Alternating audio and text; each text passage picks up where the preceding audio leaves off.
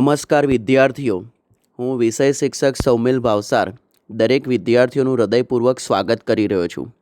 આપણે શીખી રહ્યા છીએ ધોરણ 12 વિષય આંકડાશાસ્ત્ર પાઠ્યપુસ્તકનો ભાગ 1 પ્રકરણ 1 સૂચકાંક. એક પછી એક આપણે રીતો શીખતા ગયા છીએ અને અત્યારે હવે આપણે શીખી રહ્યા છીએ રીત નંબર 6. આ રીત નંબર 6 3 ભાગમાં વહેંચેલી છે, A, B અને C. આગળના વિડીયોમાં આપણે એ પ્રકારના સાદા દાખલા શીખ્યા અને હવે આ વિડીયોમાં આપણે બી પ્રકારના, જેનું નામ મેં અહીંયા આપેલું છે વિદ્યાર્થી મિત્રો, કે રકમમાં કુલ ખર્ચના ખાના આપેલા હોય. આ દાખલો તમે જોશો એટલે તમને આઈડિયા આવી જશે કે તમારે લાસ્પેર પાસે અને ફિશરનો સૂચકાંક શોધવાનો છે, પણ તમને રકમની અંદર કુલ ખર્ચના ખાના આપ્યા હોય. તો એ સંજોગોમાં શું કરવાનું એ સમજી લઈએ. જો એકવાર ફરીથી જોઈ લઈએ.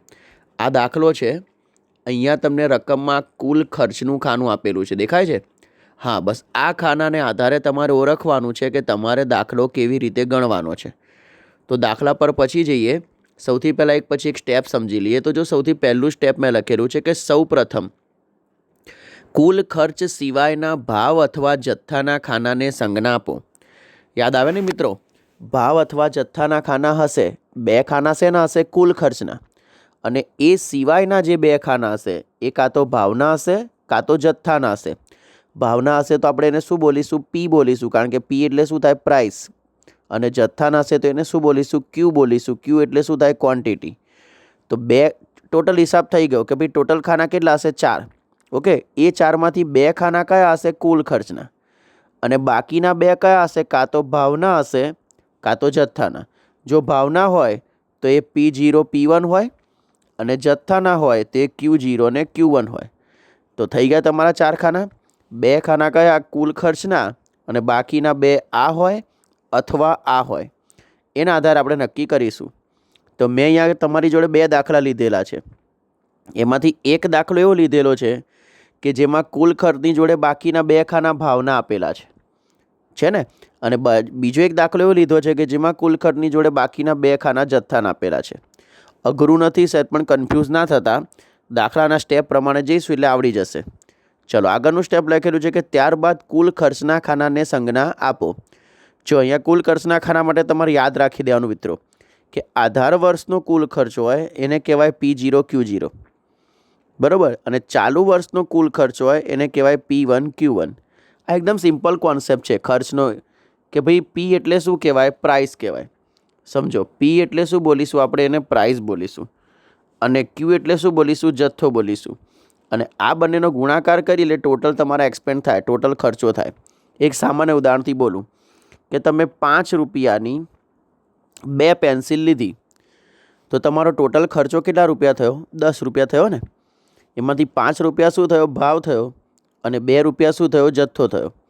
તો હવે આમ ભાવ અને ક્યુ બંનેનો ગુણાકાર કરું તો PQ થઈ જાય, થાય ને? તો એવી જ રીતે આધાર વર્ષનો ભાવ અને જથ્થો હોય તો P0 Q0 થાય અને ચાલુ વર્ષનો ભાવ જથ્થો હોય તો P1 Q1 થાય. સિમ્પલ કોન્સેપ્ટ છે. તો અત્યારે આટલા કોન્સેપ્ટમાં આપણે શું યાદ રાખ્યું?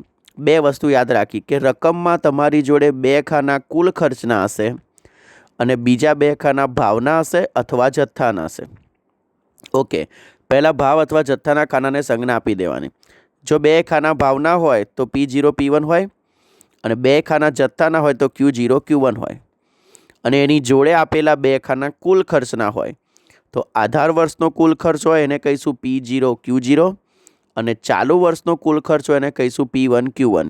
થશે ક્લિયર? ચલો આગળના સ્ટેપ પર જઈએ. ત્યારબાદ કુલ ખર્ચના ખાનાને તે જ વર્ષના તેની બાજુના ભાવ અથવા જથ્થાના ખાના વડે ભાગી નાખો. જો આ એકવાર દાખલામાંથી સમજાવું. આ કુલ ખર્ચનું ખાનું છે. અહીંયા મેં રકમના બે ભાગ પાડ્યા. એક છે આ 2014નું વર્ષ અને એક છે આ 2015નું વર્ષ. તો આ કુલ ખર્ચને મારે ભાગવાના છે તે જ વર્ષના તેની બાજુના ખાના વડે. તો આ ખાનું આવે? આ એ વર્ષનું છે ના? તો આ ખાનાને એ જ વર્ષના એની બાજુના ખાના વડે ભાગવાના, જે ભાવનું હોય અથવા જથ્થાનું હોય. એટલે આ ભૂલ ક્યારે ના કરતા કે કુલ ખર્ચના ખાનાને એ જ વર્ષના એની બાજુના જથ્થા કે ભાવના ખાના વડે ભાગવાના છે. ચલો આગળનું સ્ટેપ જોઈએ. જે ખાના વડે ભાગો તે સંજ્ઞા કુલ ખર્ચના ખાનાની સંજ્ઞામાંથી ઉડાવી દો તો નવા ખાનાની સંજ્ઞા બની જશે. છે? હજી કોન્સેપ્ટથી સમજાવું છું એટલે વધારે આઈડિયા આવશે. અને અંતે ચારેય ખાના બની જાય એટલે અગાઉની જેમ દાખલો ગણવો. જો મેં એક લખેલું છે P0Q0 બરાબર P0Q0. અહીંયા મેં લખ્યું છે P1 ગુણ્યા Q1 બરાબર P1 Q1. એટલે શું કહેવા માગું છું કે દાખલા તરીકે તમારી જોડે રકમમાં સહેજ કોરું પાનું લઈએ. તમારી જોડે ધારો કે રકમમાં એક વસ્તુનો ભાવ આપેલો છે અને એક વસ્તુનો જથ્થો આપ્યો છે. તમે બંનેનો ગુણાકાર કરો એટલે PQ થયું. ચલો હવે મારે આ દાખલામાં ધારો કે મારી પાસે P મારે શોધવું છે, તો આ P ક્યાં જતું રહે? એના છેદમાં જતું રહે. તો Q બરાબર શું બની જાય? PQ ભાગ્યા P થાય ને. આ PP આવી રીતે ઉડી જાય એટલે QQ થઈ ગયું. તો શું કહેવા માગું છું, દાખલાની અંદર સ્ટેપ બાય સ્ટેપ જઈએ છીએ. તો ચલો સૌથી પહેલાં દાખલો જોઈએ 2. આ દાખલા નંબર 2 ક્યાંનો છે? પેમ્પલેટનો. આ પેમ્પલેટ ક્યાં હશે? તો જે વિડીયો તમે જોઈ રહ્યા છો એના કોમેન્ટ બોક્સમાં એક લિંક મૂકેલી છે. એ લિંક ઉપર ક્લિક કરશો એટલે આ પેમ્પલેટ શું થશે? તમારા મોબાઈલમાં ખુલી જશે. અને એમાંથી તમારે આ રીતનો જે દાખલો હોય એક શીખવાનો અને એવા બીજા દાખલા પેમ્પલેટમાં છાપેલા છે એ તમારે ગણવાના. કોઈ પણ શંકા હોય, મૂંઝવણ હોય, માર્ગદર્શનની જરૂર હોય તો સંપર્ક કરવાનો. હું શક્ય હોય ત્યાં સુધી જવાબ આપવાનો પ્રયત્ન કરીશ. તો ચલો ઝડપથી દાખલા પર જઈએ છીએ. વિભાગ Fનો દાખલો છે આ, ચોપડીનો પહેલો, જુલાઈ 18માં પણ પૂછાયેલો છે. તો ચલો આપણા નિયમ પ્રમાણે જઈએ. સૌથી પહેલાં મારે સંજ્ઞા આપવાની છે. ચલો સંજ્ઞા આપવા માટે હું શું કરું છું? પહેલાં કોમન લખું છું કે જેથી સામાન્ય વિદ્યાર્થીને પણ ખબર પડે. જો આધાર વર્ષની સંજ્ઞા કઈ છે? 0. ચાલુ વર્ષની સંજ્ઞા કઈ છે? 1. બરાબર ને? ચલો ભાવની સંજ્ઞા કઈ છે? P. કુલ ખર્ચને પછી આપીશું આપણે. ચલો આ બાજુ ભાવની સંજ્ઞા કઈ છે? P. ઓકે, હવે આ બે ભેગું થયું કે આધાર વર્ષનો ભાવ. તો ભાવ એટલે P, આધાર વર્ષ એટલે 0, બંને ભેગું થાય એટલે આ ખાનું શેનું બન્યું? P0નું. આવડે આટલું કરતા? સરસ. ચલો ચાલુ વર્ષ એટલે 1, ભાવ એટલે P, તો આ બંને ભેગું થાય એટલે શું બને? P1. થયું ક્લિયર? તો જો મેં અહીંયા લખેલું છે P0 અને P1. બોલો ક્લિયર થાય આટલું? ચલો પછી મેં શું ટ્રીક શીખવાડી કે જે આધાર વર્ષનો કુલ ખર્ચ હોય એને શું કહેવાય? P0 Q0. બરાબર. અને જે ચાલુ વર્ષનો કુલ ખર્ચ હોય એને શું કહેવાય? P1 Q1. થયું આટલું કામ? બોલો આવડશે? ફરીથી એકવાર. આધાર વર્ષ એટલે 0, ભાવ એટલે P, બે ભેગું થાય એટલે P0. ચાલુ વર્ષ એટલે 1, ભાવ એટલે P, બે ભેગું થાય એટલે P1. આધાર વર્ષનો કુલ ખર્ચ P0 Q0, ચાલુ વર્ષનો કુલ ખર્ચ P1 Q1. આ 4 સ્ટેપ પત્યા. જો લખેલું છે અહીંયા આગળ. આવડશે ને? એક સ્ટેપ બાય સ્ટેપ જોવાનું, કોઈ ઉતાર કરવાનું નથી એટલે આવડી જ જશે. ચલો હવેનું મેં સ્ટેપ શું કીધું કે આધાર વર્ષનું જે કુલ ખર્ચ હોય એણે એ જ વર્ષના એની બાજુના ખાના વડે ભાગી નાખવાનું. તો જો મેં એક સ્ટેપ મૂકેલું છે કે 224 ભાગ્યા અહીંયા કેટલા કરેલા છે? 16. જો આ છે 16. 140 ભાગ્યા 35 છે. 100 ભાગ્યા કેટલા? 200 ભાગ્યા કેટલા? 100. 432 ભાગ્યા કેટલા? 108. અને આને હું આખા ખાનાને આ જે P0 Q0નું ખાનું છે એને હું શેના વડે ભાગું છું? P0 વડે. એટલે શું થયું? આ P0 ઉડી ગયા. જો અહીંયા ઉડાડ્યા મેં, આ ઉડાડ્યા. થયું ને? આ ઉડાડે એટલે અહીંયા શું બચ્યું? હવે Q0. તો આ Q0 એ ખાનાની શું થઈ ગઈ? સાચી સંજ્ઞા. બોલો આવડશે આ વસ્તુ? છે ને ટ્રીક સરસ? શું કર્યું? ફરીથી કુલ ખર્ચના ખાનાને એની બાજુના ખાનાના વડે ભાગ્યા કે ભાઈ 224 ને 16 વડે ભાગ્યા, 140 ને 35 વડે ભાગ્યા, 200 ને 100 વડે ભાગ્યા, 432 ને 108 વડે ભાગ્યા અને P0 Q0 ને શેના વડે ભાગ્યા? P0 વડે. એટલે P0 બી મેં ઉડાવી દીધા. થઈ ગયું? ચલો આવું બીજાનું કરીએ. ચલો આ બાજુ જુઓ હવે. 270 ને શેના વડે ભાગ્યા? 18 વડે. 200 ને શેના વડે ભાગ્યા? 40 વડે. 360 ને શેના વડે ભાગ્યા? 120 વડે. 600 ને શેના વડે ભાગ્યા? 120 વડે. અને એવી જ રીતે આખા P1 Q1 ખાનાને મેં શેના વડે ભાગ્યા? P1 વડે. એટલે P1 ઉડી ગયા. તો આમ મારી ચારેય ખાનાની સંજ્ઞા બની ગઈ. શું બની? P0 Q0 P1 Q1. આવડે બોલો કરતા? આ બેઝિક હતું. આટલું કર્યું એટલે આખું ખાનાનું કામ પતી ગયું. બોલો આવડશે? ફરીથી એકવાર. સૌથી પહેલાં શું કરવાનું? ભાવના ખાનાને સંજ્ઞા આપવાની અથવા જથ્થાના ખાનાને સંજ્ઞા આપવાની. આ મેં એવો દાખલો લીધો છે કે જેમાં 2 ખાના શેના આપ્યા છે? ભાવના. અને આ પછીનો દાખલો એવો લઈશ જેમાં 2 ખાના શેના આપ્યા છે? જથ્થાના. કુલ ખર્ચના ખાનાને શું કરવાનું? એની બાજુના ખાના વડે ભાગી નાખવાનું. અને પછી એ ભાગાકાર કર્યો હોય નીચે સંજ્ઞામાં ઉડાવી દેવાનું. બસ આનાથી કશું શું હોય સહેલું બીજું? તો ચલો હવે ઝડપથી ખાના પાડી દઈએ. તો જો પહેલું ખાનું વસ્તુનું, ઘઉં, ચોખા, દાળ, તેલ. આવડે? પછી છે P0, એનું એ જ છે સેમ. જોતા રહેજો અહીંયા આગળ. આ થયું P0નું ખાનું. તો જુઓ 16 35, 100, 108 બની ગયા? આવડે ને? ઓકે, ચલો એના પછીનું ખાનું કયું છે જોઈ લો. હવે આ P0 ઉડી ગયા ને, એટલે હવે આ ખાનું શેનું બન્યું? Q0નું. જો મેં અહીંયા લખેલું છે તો જો 224/16 એટલે 14, 140/35 એટલે 4, 200/100 એટલે 2 અને 432/108 એટલે 4 બની ગયું ખાનું. ચલો એના પછીનું ખાનું કયું છે? જો અહીંયા આગળ P1 તેનું એ લખી કાઢ્યું. કોઈ ફેરફાર છે એમાં? 18, 40, 120, 120 બની ગયું. ચલો એના પછીનું ખાનું કયું છે? પાછું ભાગાકારવાળું. એની સંજ્ઞા કઈ આવશે બોલો? Q1 છે ને Q1. તો જો 270/18 એટલે 15 છે, 200/40 એટલે 5, 360/120 એટલે 3 અને 600/100 એટલે 5. બોલો બની ગયા ચારે ચાર ખાના. આ વર્ષે બોલો છે અઘરું. હજી આવો બીજો દાખલો જોઈશું એટલે યાદ આવી જશે. હું શું બોલ્યો ફરીથી? કુલ ખર્ચના ખાના. આધાર વર્ષનો કુલ ખર્ચ હોય તો એને શું સંજ્ઞા આપવાની? P0 Q0. ચાલુ વર્ષનો કુલ ખર્ચ હોય તો એને શું સંજ્ઞા આપવાની? P1 Q1. એને બાજુના ખાના વડે ભાગી નાખવાનું અને સંજ્ઞા ઉડાઈ મારવાની.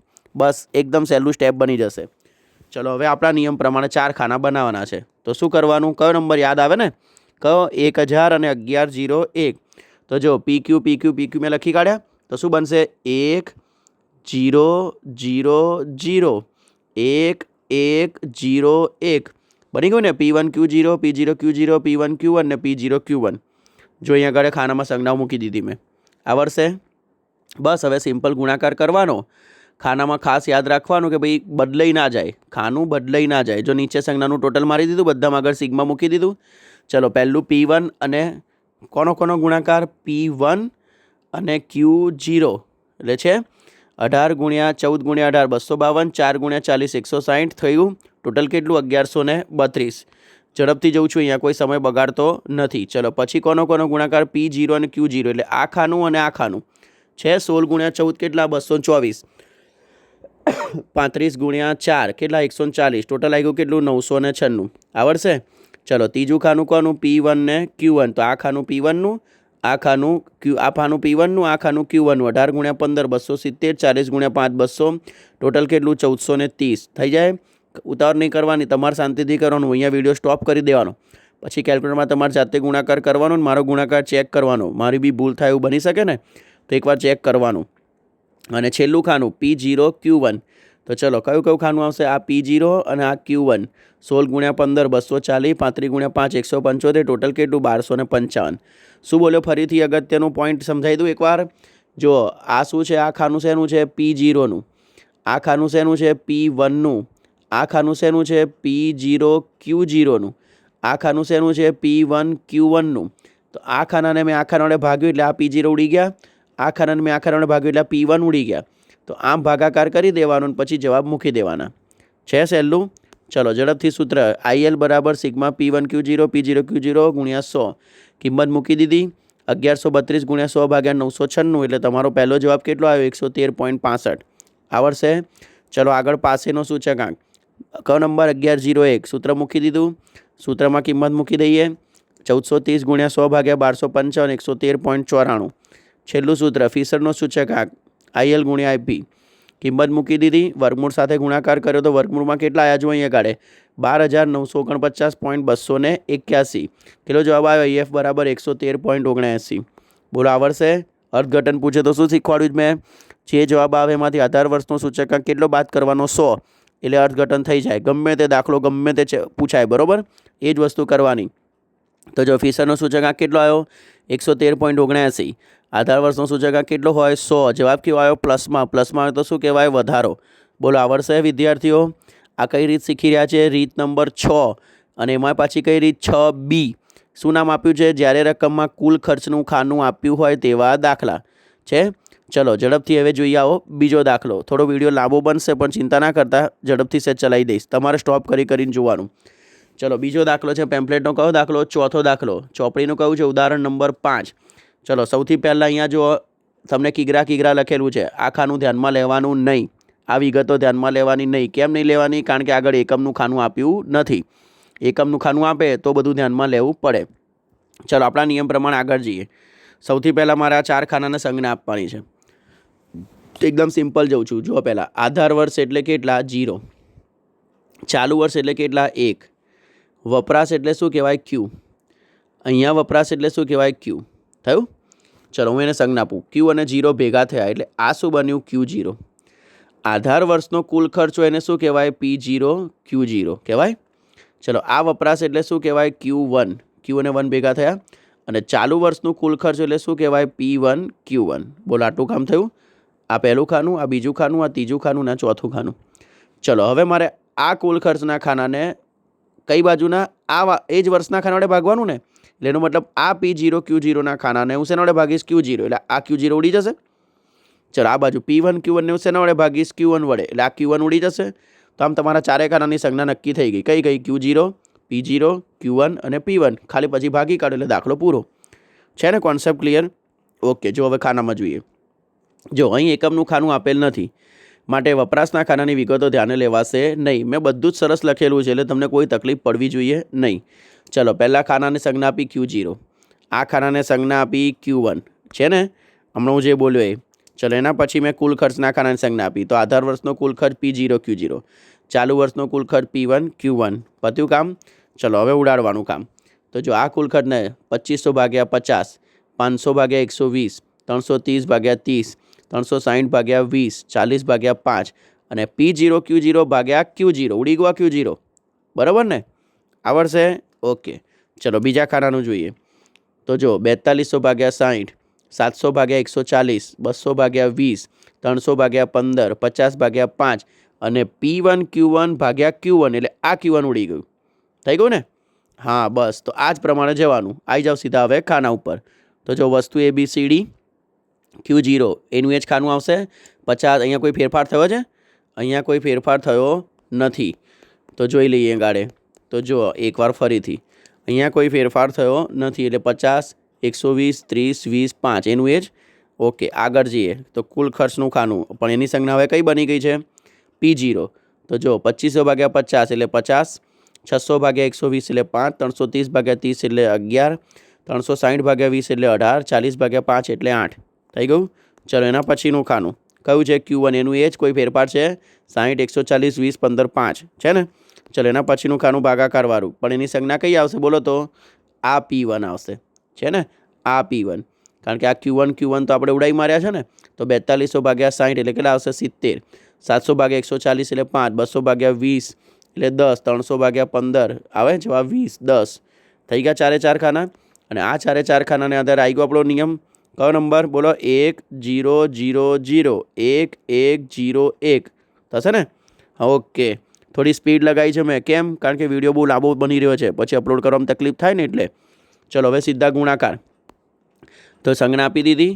ચલો હવે ગુણાકાર. તો પહેલાંનો ગુણાકાર કોનો P1 અને Q0નો. આ P1 અને આ Q0. તમારે શું કરવાનું? વિડીયો સ્ટોપ કરી દેવાનો અને પછી કેલ્ક્યુલેટરમાં ગણતરી કરવાની અને પછી ચેક કરવાનું.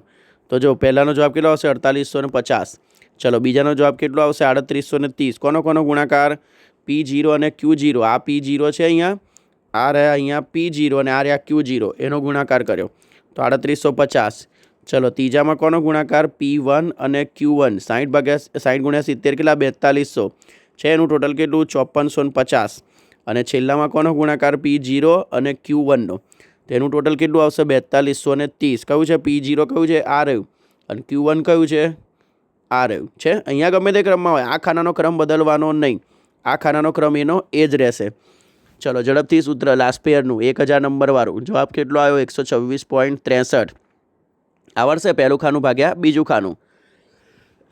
ચલો એના પછી પાસે તો 1101 છે નંબર.